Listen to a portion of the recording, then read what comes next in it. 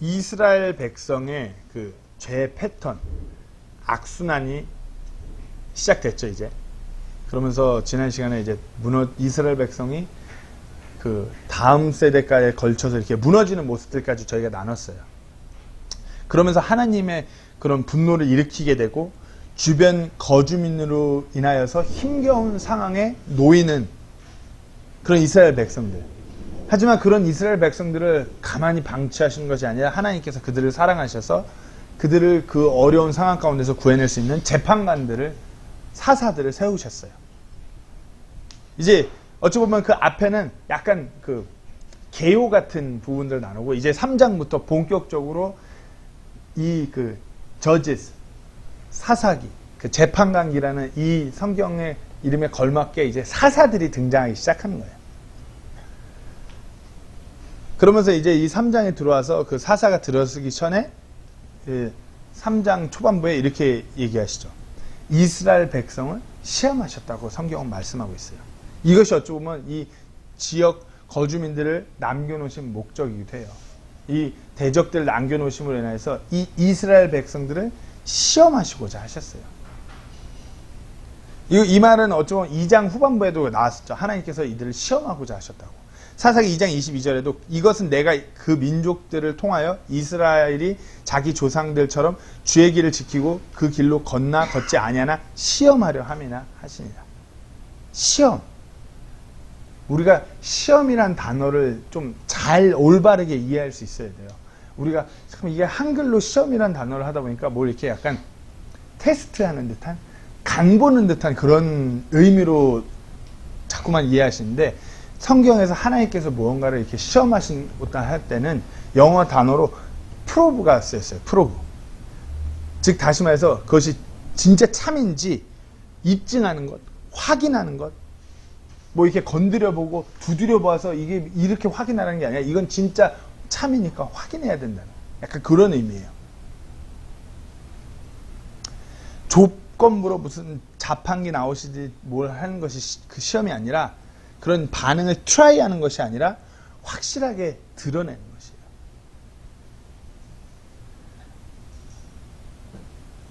그 남겨놓은 거주민에 대해서 하나님께서 3장 초반부에 구체적으로 언급하셨죠. 그 지역이 어딘지.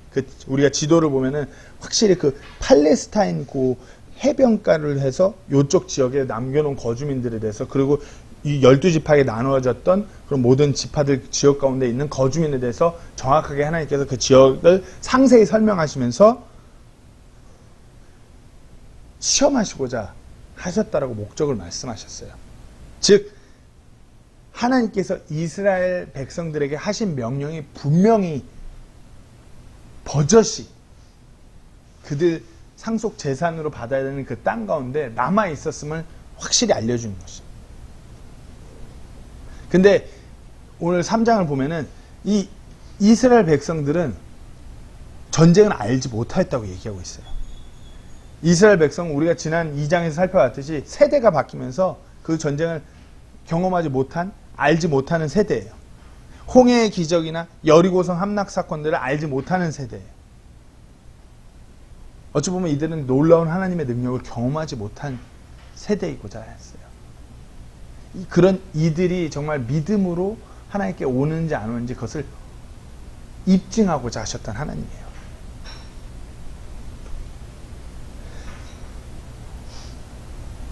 이 가나안 전쟁의 예를 들면 이 가나안 거주민들과의 전쟁은 짧은 전쟁이 아니었어요.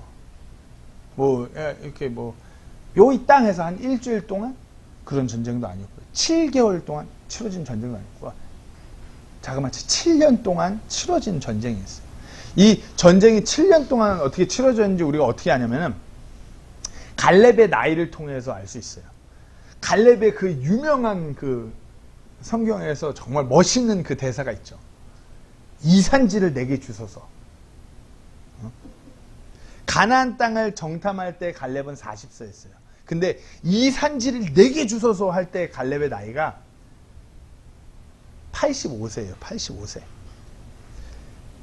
가나안 땅을 정탐하고 38년 뒤에 가나안 전쟁이 시작됐거든요. 근데 이 산지를 내게 주소서 할 때가 85세. 즉 다시 말해서 그 전쟁이 7년 동안 이루어졌음을 우리가 볼 수 있어요. 7년 동안 치렀던 전쟁이에요. 근데 아무리 세대가 바뀌어도 분명히 그 다음 세대한테 이 전쟁에 대해서 상세하게 전해질 만도 해요. 그리고 버젓이 그 전쟁의 대상들이 남아있어요. 그 블레셋의 5개 부족 연맹들이 북쪽 시돈 족속, 휘 족속까지 쭉 남아있어요. 그리고 하나님께서 이 백성들을 계속해서 진멸하는지, 명령대로 순종하여 진멸하는지 안 하는지 입증하고자 하신 것이에요. 즉 하나님께서는 이들이 어찌 보면 하나님의 말씀에 순종하여 그렇게 하나님을 향하여 말씀을 지키면서 하나님께로 돌아오기를 원하시는 마음이셨던 것이에요. 그러나 그 결과는 어떻죠? 그 거주민과 싸워서 승리하여서 이 거주민들을 진멸시키기보다는 그들과 오늘 말씀을 보면 통혼하고, 즉 다시 말해서 그들과 결혼하고 피를 섞었다는 거죠. 그리고 그 우상들을 함께 섬겼어요. 탐욕과 육신의 쾌락을 쫓아가면서 그렇게 된 거예요. 어찌 보면 우리도 그래요. 정확하게 저희가 북한을 미워하는 건 아니지만 북한과의 전쟁이 끝나지 않았어요. 지금 우리는 휴전 상태에서 엄밀히 보면. 근데 옷이 보면은 한 20년 전에 우리가 북한을 바라보는 관점과 지금하고 상황은 똑같아요. 전쟁이 쉬고 있는 거예요. 휴전이에요. 근데 지금은 우리의 군사 군 복무 기간만 봐도 알 수 있잖아요. 지금 여기 정훈 형제님이나 조사장님도 계시지만 정훈 형제님이나 조사장님이 군생활 할 때로 더 뒤로 갔을 때, 한 30몇 년 전 뒤로 갔을 때 북한을 바라보는, 대적을 바라보는 관점하고 지금하고 너무나 틀려요. 상황은 바뀌지 않았는데 여전히 전쟁이 쉬고 있는 상태인데. 왜요? 우리나라가 그만큼 부가 쌓이고 누릴 수 있는 게 많아지면서부터 그런 거 생각하기 싫어집니다. 군인으로서 국방의 의무를 다하는 것이 너무 싫은 거예요. 그러니까 어떻게 너무 싫어하고 증오하는데 필요한데, 그러니까 점차 줄고 고된 훈련 싫고 그러니까 고된 훈련 피하고 그러니까 요즘에 제가 군대를 요즘 비방하는 것이 아니라 그냥 비교했을 때 예전에 군생활 하는 것을 비교했을 때 지금은 상당히 캠프에 가까운 수준으로 훈련 양이나 강도가 떨어졌다고 봐도 무방해요. 이건 어디까지나 사실이니까. 그만큼 어떤 인간적인 것을 쫓다 보니까 그렇게 되는 상황에 놓인 거예요. 어찌 보면 이스라엘 백성도 하나님의 명령이 있었어요. 그들을 진멸해야 되는. 근데 어떻게 해요? 이들이 광야 생활을 마치고 이제 가나안 땅에 들어와서 정착하기 시작하면서 뭔가 먹을 것이 쌓이고 부가 쌓여요. 누릴 수 있는 것이 있어요. 그러니까 점점 자신들이 해야 될 그 일에 대해서 안일하게 생각하는 거예요. 분명 7년이라는 그 전쟁, 자기 앞세대들이 7년이라는 전쟁을 겪었음에도 불구하고 그냥 그걸 아무렇지도 않아요. 그러니까 그 놀라운 사건 가운데 하나님의 능력이, 하나님이 정말 주인공으로 버젓이 있었음에도 불구하고 다 잊어버리고 알지 못해요. 그러니까 하나님은 이들이 진정 다시 하나님께로 돌이켜 하나님을 따르는 백성인지 아닌지 그것을 입증하고자 하신 것이에요. 근데 그렇지 않았죠. 아주 철저하게 하나님을 등지고 철저하게 그 가나안 족속들과 함께 섞으면서 아주 하나님 보란 듯이 하나님 앞에서 악을 행하고 통혼하고, 여기서 보면은 7절 말씀에 바알들과 작은 숲들을 섬겼다고 그러잖아요.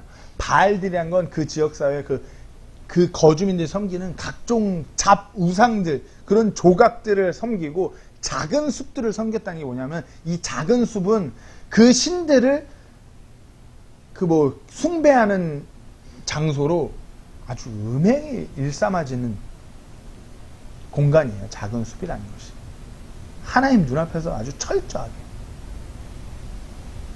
한번 생각해 보세요. 이때 어땠겠는가.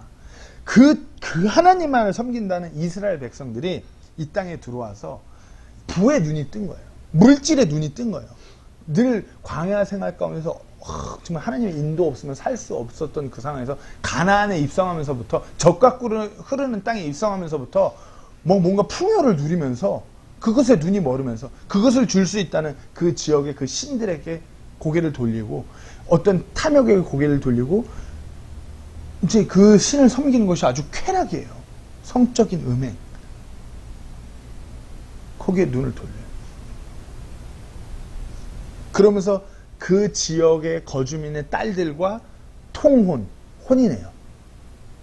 완전 그러니까 이 이스라엘 백성이 철저하게 망가져가는 거예요. 생각해보세요. 이때 이 시대적 상황은 그 가부장적 남자 중심의 사회였어요.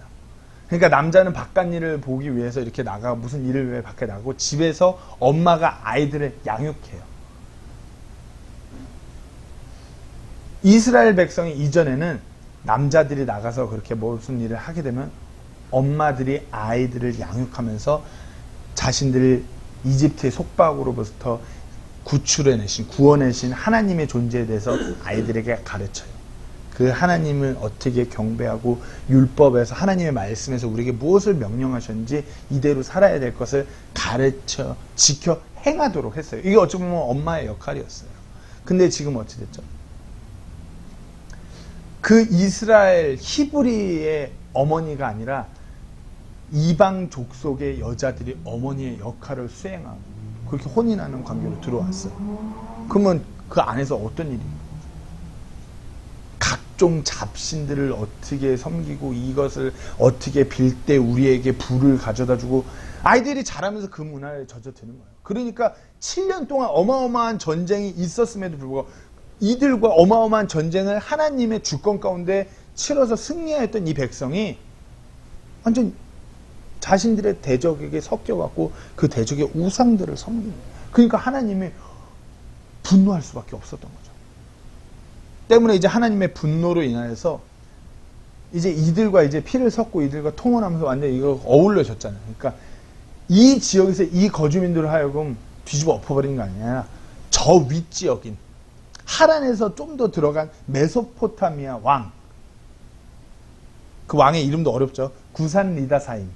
구산 리다사임 그 왕의 그 메소포타미아 왕국을 통하여서 이스라엘 백성을 8년 동안 고통받게 그 압제에 이르게 하셨어요. 이스라엘 백성이 어떻게 해요? 다시 그 악몽이 떠오르는 거죠. 이집트의 악몽.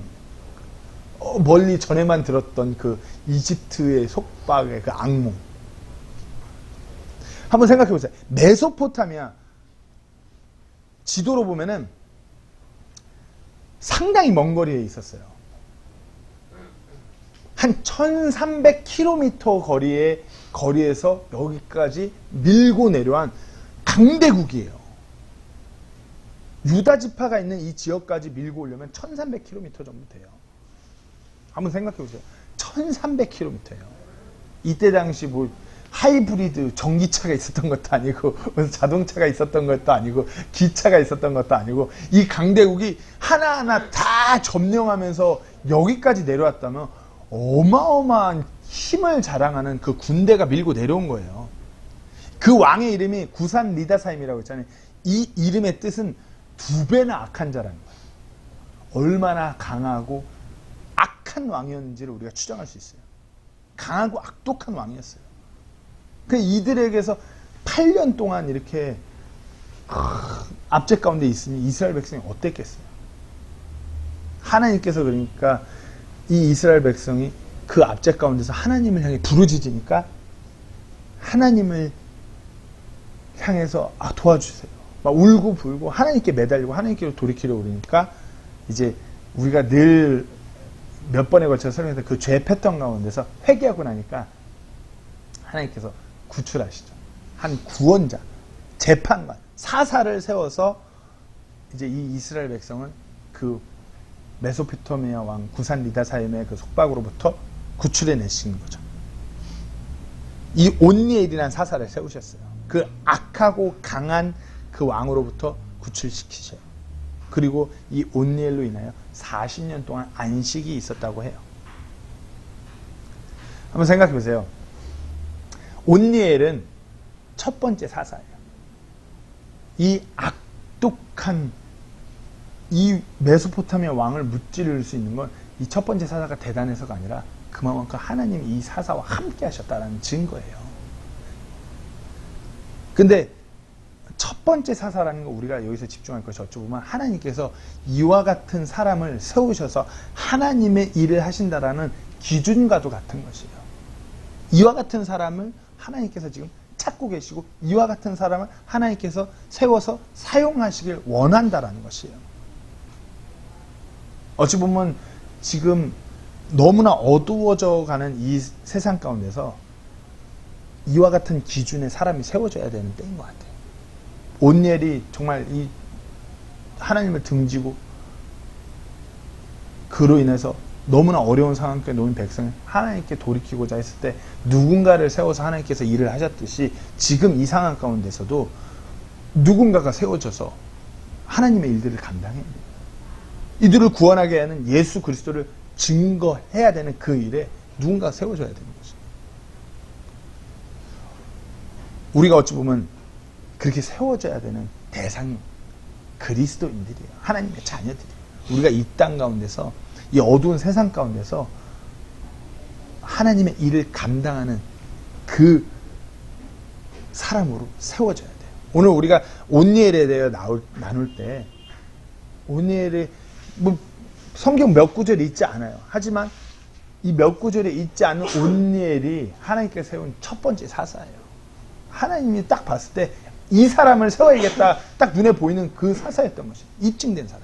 우리 온니엘을 보면서 그와 같은 모습으로 그와 같은 태도로 어찌 보면 하나님 앞에 세워지기를 간절히 소망합니다. 첫 번째로 그 온니엘은 우리가 먼저 집중할 것이 순종에 앞서는 사람이었어요. 순종의 사람이었단 말이에요. 그 온니엘에 대해서 보면은 성경에 한 반복해서 나오는 사건이 있어요. 뭐 2장에서도 나온 사건이지만 좀 더 정확하게 보기 위해서 여호수아기 15장 16, 17절을 보시면 갈렙이 말하기를 기랴세벨을 쳐서 그것을 빼앗는 자에게는 내가 내 딸 악사를 아내로 주리라 하였더니 갈렙의 동생이요 그나스의 아들인 온니엘이 그것을 빼앗았으므로 갈렙이 자기 딸 악사를 그에게 아내로 주었더라. 여기서 그 갈렙의 동생이라고 하는 거 영어로 brother가 쓰였는데 이게 약간 한글 해석이 약간 부족한 거예요. 엄밀히 따지면 갈렙의 친족, 조카뻘이에요. 갈렙이 이때 나이 85세예요. 그러면 85세 갈렙의 동생이 그 갈렙의 딸을 아내로 맞는 이게 율법에도 어긋나는 행위거든요. 이거는. 그리고 여분네의 아들 갈렙이고 그나스의 아들 온니엘이에요. 아빠가 틀려요. 즉 다시 말해서 그 갈렙과 같은 그 친족의 친척의 조카라고 온니엘이라고 그 브라더리 그러니까 성경의 용례를 보면은 조카 로색의 아브라함이 브라더리라는 표현을 써요. 친족이라는 표현이죠. 동생이 아니잖아요. 조카잖아요. 롯이. 그와 같은 것처럼 여기서도 갈렙의 동생이 아니라 친족 조카인 온니엘에게 그와 같이 행했다라고 보시면 되는 것이에요. 자, 어찌 보면 요 여호수아기 이 갈렙이 요때 상황이 우리가 이전 사사기 이전에 할 때도 나눌 때도 나눴듯이 그 아낙 족속을 그 거인들 새 거인들을 물리치고 난 뒤에요. 갈렙이 85세 이 산지를 내게 주소서 그러면서 아낙 자손 거인들이 있는 그 족속을 향해 달려갔고 승리를 하나님의 능력을 통해서 승리했어요. 그러고 나서 바로 직후에 기랴세벨을 쳐서 빼앗는 자에게는 내 딸 악사를 주겠다. 그만큼 그 거인족과의 전투보다도 더 어려운 전투임이 분명하다는 거죠. 때문에 누군가 나서서 저기를 물리친 자에게 내 딸을 주겠다라고 말하는 것이에요. 보면은 성경에서도 그렇고 우리가 역사를 살펴봐도 종종 이런 경우가 있어서 저 성을 저 장수의 목을 베오는 자에게 우리 공주를 그 아내로 주겠노라. 공주와의 뭐 혼인을 약속하겠노라. 그래서 막 그런 사기를 돋가서 전쟁을 그런 거는 우리가 이전 역사에서 상식으로 볼 수 있잖아요. 사울왕도 그랬어요. 골리앗이라는 무시무시한 거인 장수를 그 죽이는 자에게 내 딸을 주겠노라. 어마어마한 거죠. 부와 딸 그 공주와의 혼인을 약속하면서 전쟁을 독려하는 것처럼 그만큼 어찌 보면 이 기랴세벨과의 전쟁이 어려운 전쟁이었어요. 앞장서는 이가 없었을 거예요. 너무나 힘든 전쟁. 근데 이때 뭐라고요? 온니엘이 그것을 빼앗았으므로라고 성경 말씀 기록하고 있어요. 때문에 악사를 아내로 주었다라는 것이 여기까지의 기록이에요. 그 외의 기록은 아무것도 없어요. 근데 그 외의 기록 아무것도 없고 그런 온니엘인데 하나님께서 첫 번째 재판관으로 세우셨어요. 근데 우리가 이 온니엘의 그 상황을 통해서 몇몇 가지를 추론할 수 있는 것이에요. 먼저 온니엘은 욕심보다는 순종이 앞서는 사람이었음을 보게 돼요. 그 근거는 온니엘에게 시집오는 그 갈렙의 딸 악사를 보면서 알 수 있어요. 갈렙의 딸 악사가 뭐라고 그러죠? 아버지한테 들렸다 가자고 그래서 아버지에게 가서 저 샘을 달라고, 그 복을 달라고 요구를 해요. 이제 시집을 가는데 이때 가나안 지역에서 거주할 때 농경사회니까 샘은 필수적이에요. 근데 이제 온니엘이 전쟁에서 이겨갖고 그곳에 거주하러 가는데 온니엘은 그 샘 이런 것도 얘기해도 안 해요. 아무 얘기도 안 하니까 보다 못한 딸이 나서서 아버지한테 얘기하는 거예요. 저 샘은 우리한테 달라고. 우리가 살아야 되니까. 그만큼 온니엘은 어떤 것을 차지하고 소유하고 그런 욕심이 전혀 없었어요. 그저 순종하는 사람이었던 것이죠. 그저 하나님의 말씀, 하나님의 명령에 의거해서 진멸해야 될 그 대상들을 향하여서 담대히 나아가 하나님의 능력으로 싸우는 순종의 사람이 바로 온니엘이었던 것이에요. 얼마나 답답하면은 시집가는 딸이 시집가는 마당에 아버지한테 저 샘 달라고 저거 달라고 그렇게 얘기하겠어요. 그리고 또 다른 특징 중 하나는 온니엘은 말이 아닌 순종으로 드러나는 사람이었어요. 우리가 이 온니엘에 대해서 성경에서 몇 번 거듭해서 나오죠. 근데 자세히 온니엘에 대해서 읽어보면은 가장 큰 특징 중 하나는 단 한 번도 한마디도 온니엘이 무슨 말하는 것이 한 번도 기록되지 않았어요. 온니엘은 아무 말도 없어요. 아무 말도 없어요. 한번 읽어보세요. 빼앗았다라 그리고 악사가 가서 다른 그 아내인 악사가 가서 뭘 달라고 그러죠. 온니엘은 아무 말도 하지 않아요. 온니엘에게 보여지는 모습은 그가 무엇을 했다라는 말. 기랴세벨을 쳐서 그것을 빼앗았다라는 표현. 그리고 메소포타미아 왕 구산 리다사임으로부터 이스라엘 백성을 구출해냈다는, 그가 무엇을 했다는 그 행동에 대해서, 그 순종함에 대해서밖에 기록이 없어요. 무슨 말에 대해서는 아무 기록이 없어요. 즉 다시 말해서 그는 말이 앞서기보다는 그저 순종으로서 하나님의 일을 감당하는 사람이었어요. 그러니까 주의 영이 그에게 임하셔서 놀라운 일을 이루게 하신 것이에요.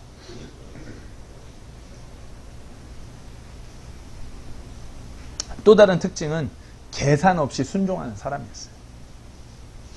기랴세벨과의 전쟁에서 그 거인족 아낙 자손들을 물리치고도 쩔쩔매는 그와 같은 전쟁에서 아무 얘기도 없어요. 그저 온니엘이 그것을 빼앗았으므로라는 표현밖에 안 나와요. 계산이 없어요. 그저 순종하는 거예요. 그 다음은 어때요?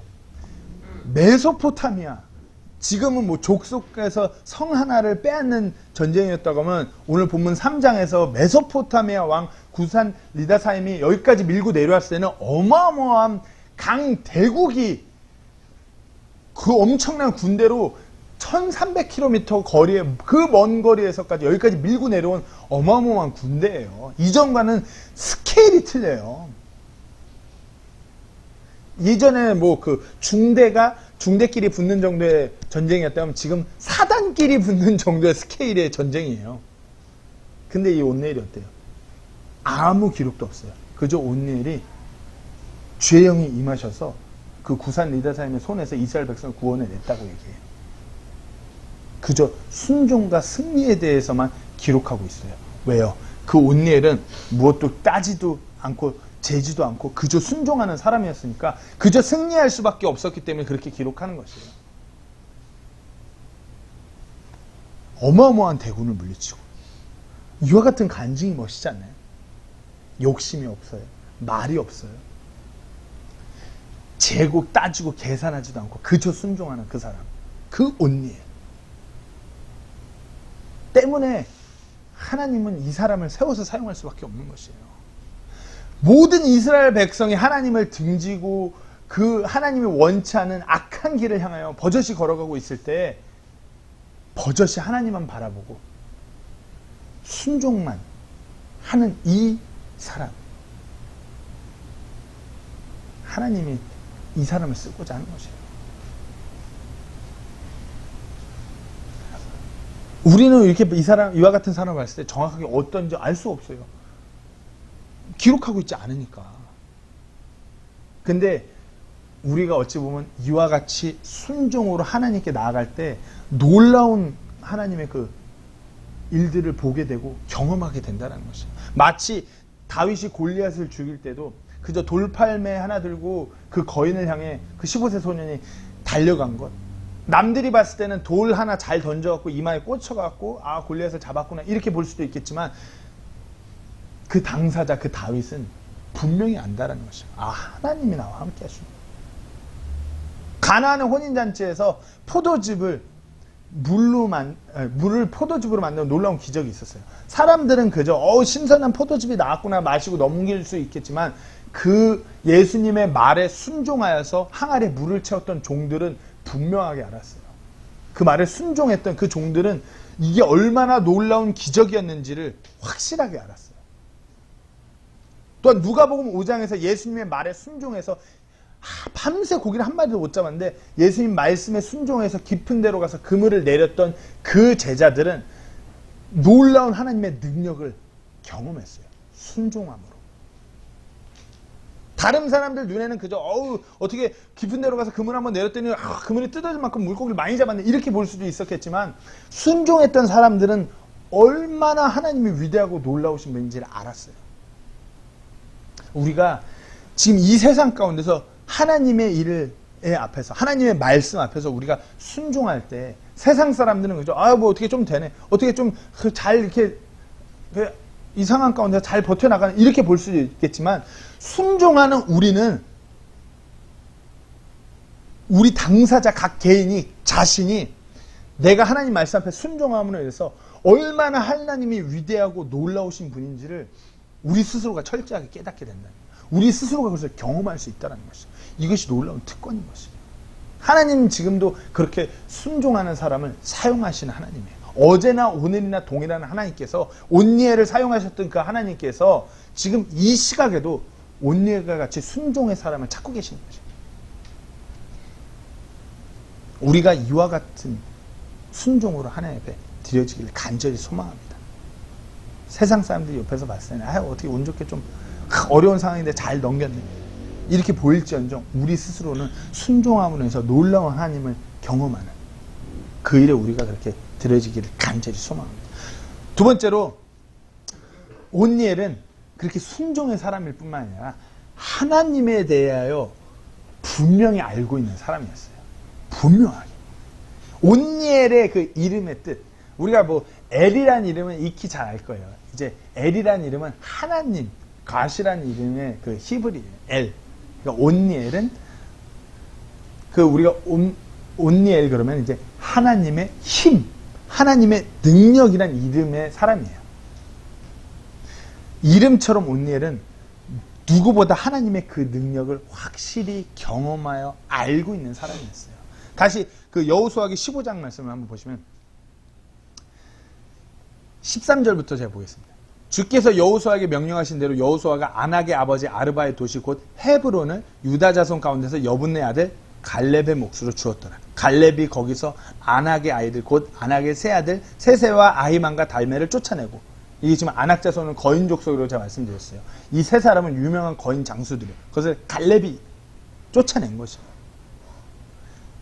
거기서 올라가 드빌의 거주민에게 이르렀는데 예전에 드빌의 이름은 기랴세벨이더라. 갈렙이 말하길 기랴세벨을 쳐서 그것을 빼앗는 자에게는 내가 내 딸 악사를 아내로 주리라 하였더니 갈렙의 동생이요 그나스의 아들인 온니엘이 그것을 빼앗았으므로 갈렙이 자기 딸 악사를 그에게 아내로 주었더라. 어쩌면 사사기 1장과의 동일한 이야기예요. 사사기 1장은 이전에 그 중요한 사건을 끌고 와서 사사기의 서론으로 나간 것이죠.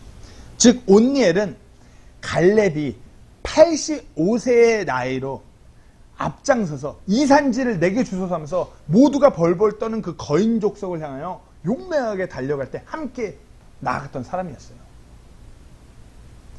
거인족과의 그 막강한 거인족과의 전투에서 하나님의 말씀의 명령에 순종함으로 그분의 능력을 통해서 전투에서 승리하는 것을 경험했던 사람이 온니엘이라는 것이에요. 이어서 기랴세벨 그 거인족보다 더 힘겨운 싸움에서도 갈렙이 그렇게 하나님의 말씀을 순종함으로 나아가서 하나님의 능력으로 승리한 것을 경험한 온니엘은 밑도 끝도 따지도 않고 그저 순종함으로 해서 또 승리를 경험한 온니엘이었어요. 그만큼 하나님의 그 힘, 하나님의 능력에 대해서 분명하게 확실하게 아는 사람이 바로 이 온니엘이었다는 것이에요. 이스라엘 모든 백성이 하나님에 대하여 알지 못하고 하나님을 등지고 우상을 향하여 걸어갈 때 누구보다도 하나님에 대해서 하나님의 그 능력에 대해서 정확하게 경험하고 확실히 알고 있는 사람이 바로 이 온니엘이었다는 것이에요. 어떤가요? 히브리어 그 단어에 제가 몇 번이나 거듭 말씀드렸죠. 알다라는 것은 야다란 히브리 단어, 경험이에요. 경험하여 아는 것이에요. 온니엘은 지식적으로 뭐 누가 말을 갈렙이 야 하나님이 이런 하나님 이렇게 알려줘서 공식처럼 아는 것이 아니라 몸소 경험한 사람이었어요. 말씀대로 순종할 때, 그 명령에 하나님의 명령에 순종할 때 어떠한 하나님의 능력을 등에 업고 갈 수 있는 사람인지 온니엘은 분명히 알았던 거예요. 그와 같은 온니엘이었어요. 그렇기 때문에 그 능력에 그 제한이 없은 하나님이시에요. 그러니까 온니엘이 뭐 요번 하는 성 하나 뭐 중대 규모의 전투에서 승리했던 온니엘에게 사단 규모의 전투에서도 승리할 수 있도록 하나님께서 하나님의 능력, 주의 영이 임하셔서 그렇게 하도록 허락하시는 것이에요. 어떻게 할 때? 말씀에 순종했고 그것을 경험을 아는 온니엘에게. 유다 지파에게 하나님께서 이전에 이렇게 말씀하셨죠. 사사기 시작 1장에서 서론에서 1장 2절하고 4절에 주께서 이르시되 유다가 올라갈지니라 보라 내가 그 땅을 그의 손에 넘겨주었노라 하시니라. 4절에 유다가 올라가매 주께서 가나안 족속과 브리스 족속을 그들의 손에 넘겨주심으로. 이 말씀대로 하나님께서 놀랍게 일하신다는 걸 분명히 아는 온니엘이었던 것이에요. 어찌 보면 지금 이스라엘 백성은 사사기 21장 25절 말씀처럼 사람마다 자기 눈에 옳은 대로 행하는 백성들이에요.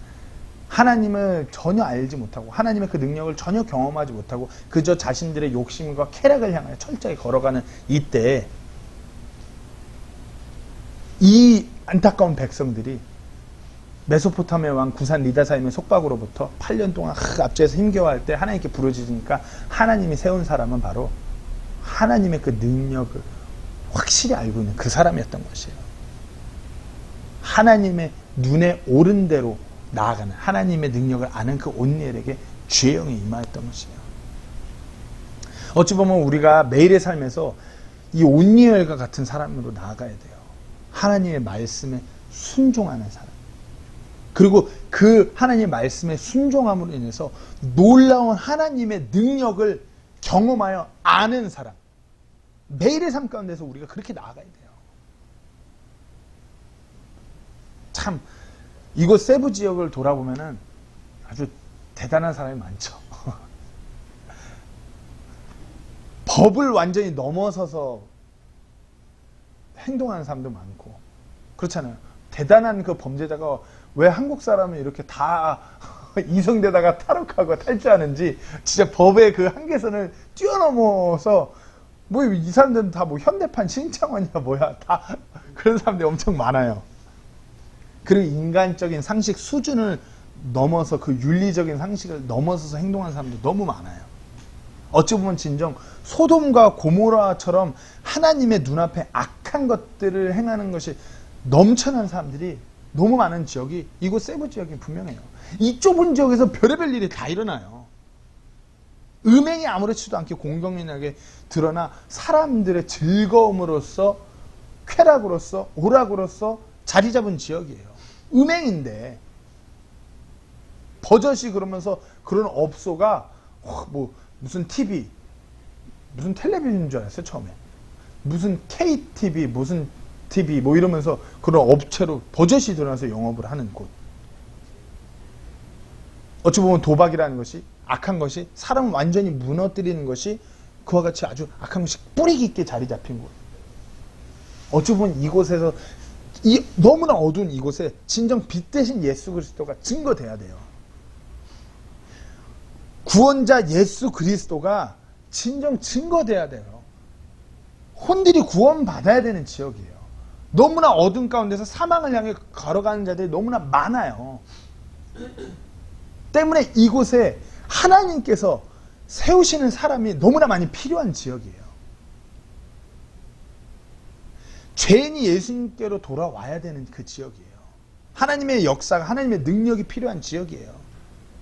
하나님께서 온예를 어두워져만 가는 이스라엘 백성을 이끄는 재판관으로 세우셔서 그들을 구출하셨듯이 이 지역 가운데서, 이 어두운 지역 가운데서 사망을 향해 가고 있는 저 사람들을 향해서 누군가가 가서 예수 그리스도를 증거하고 예수님께로 그들을 이끄는 그 일에 세워져야 돼요. 온예처럼 주의 영이 임하셔서, 우리는 구약시대가 아니기 때문에 주의 영이 임하는 것이 아니라 이미 성령님께서 우리 안에 거하세요. 때문에 우리가 성령 충만함으로 그 일을 감당해야 되는 것이에요. 근데 마치 우리는 자신이 없죠. 아, 저 같은 사람이 어떻게 그래요? 뭐 이렇게 신학교도 안 나온 제가 어떻게, 신앙의 구력도 짧은 제가 이제 막 본격적으로 하나님 말씀 읽고 이제 믿기 시작했는데 제가 어떻게 그래요? 자신 없어요. 그 내 일이 아닌 거라고 여겨요. 그 신학교 나온 목사님이 하셔야죠. 근데 왜 그럴 것 같아요? 신학교를 안 나왔어요? 아니요. 신앙의 구력이 짧아서? 아니요. 뭐 성경의 지식이 얕아서요? 아니요. 우리가 온니엘처럼 매일의 삶에서 순종의 삶으로 나아가지 않고 온니엘처럼 매일의 삶에서 하나님의 능력을 경험하지 못하고 있기 때문이에요. 오늘 그 UFC 정창성 경기가 있었잖아요. 오늘 또 누구죠? 로마첸코 복싱 경기가 있잖아요. 그와 같은 경기에 임할 때 선수들이 뭐 그 체중 감량에 실패해요. 완전 경기에 임할 때 자신감이 없어요. 몸이 준비가 안 됐어요. 무리한 그 억지로 하다 보니까 무리한 감량으로 해서 막상 경기 때 힘이 없고 자신감이 없고 그래서 그냥 바로 한 방 맞고 그런 경기에서 KO되는 것을 우리가 많이 봐서 알아요. 하지만 어떻게 해요? 엄청난 어마어마한 훈련량을 소화하고 그런 감량도 잘 조절해서 잘 돼 있고 이미 그런 경기에 준비가 잘 된 선수는 경기 시합 전에 아주 자신감이 올라 있어요. 내가 1라운드 안에 끝장내겠다. 왜요? 그만큼 준비가 되어 있기 때문에. 우리가 하나님께서 이 지역사회, 이 세부에서 하나님께서 세우시고자 할 때 우리가 이와 같이 잘 준비돼요. 매일 내가 순종으로 나아감으로 인해서 매일 하나님의 능력을 이렇게 경험함으로 인해서 우리가 그렇게 잘 준비됐을 때 하나님께서 우리를 쓰시고자 할 때 우리가 하나님 제가 쓰임 받겠습니다. 그렇게 당당하게 나서게 됩니다. 아주 기쁨으로. 우리가 하나님께서 잃어버린 영혼들을 향해서 가라 하실 때, 저들을 섬기라 하실 때, 저들 가서 섬기고 저를 위해 헌신하라 그럴 때 우리가 기쁘게 제가 하겠습니다. 제가 순종하겠습니다. 그렇게 답할 수 있는 것이에요. 우리가 매일의 삶이 그렇게 순종과 하나님의 알아감이 있을 때 그렇게 되는 것입니다. 이사야서 6장 9절 말씀에 제가 너무나 좋아하는 구절이에요. 내가 누구를 보내며 누가 우리를 위하여 갈까 하시더라. 그때 내가 이르되 내가 여기 있나이다. 나를 보내소서 하였더라. 내가 여기 있나이다. Here am I, send me. 하나님께서 하나님의 일을 하시고자 하세요. 지금 너무나 많은 곳에 하나님의 일이 이루어져야 돼요. 사람이 없어요. 때문에 하나님이 누군가를 보내고자 하실 때 제가 여기 있습니다. 제가 가겠습니다. 기쁨으로 이렇게 자원하는 사람이 없다 이거예요. 꼭 이 말이 다 무슨 목회자나 선교사로 나가란 말이 아니잖아요. 주변에 잃어버린 영혼들에게 가서 예수 그리스도를 증거하는 그 일에, 그 놀라운 일에 누군가가 내가 여기 있습니다. 내가 가겠습니다. 하나님께서 그 사람을 세우셔서 그 사람을 일하시는 것이에요. 하나님께서 지금도 특히 이곳 세부에서 어찌 보면 앞으로 놀라운 하나님의 일을 이뤄가길 원하세요. 그 일에 누가 갈 거야? 지금 묻고 계시는 것이에요. 우리가 진정 온니엘과 같이 매일의 삶 가운데 순종으로, 그리고 하나님의 놀라운 능력을 경험함으로 우리가 잘 준비되어서 하나님이 누굴 보낼까 할 때 제가 여기 있습니다. 제가 가겠습니다. 그 일을 저에게 맡겨주십시오. 그렇게 고백하는 우리 모두가 되기를 간절히 소망합니다. 기도하고 마치겠습니다.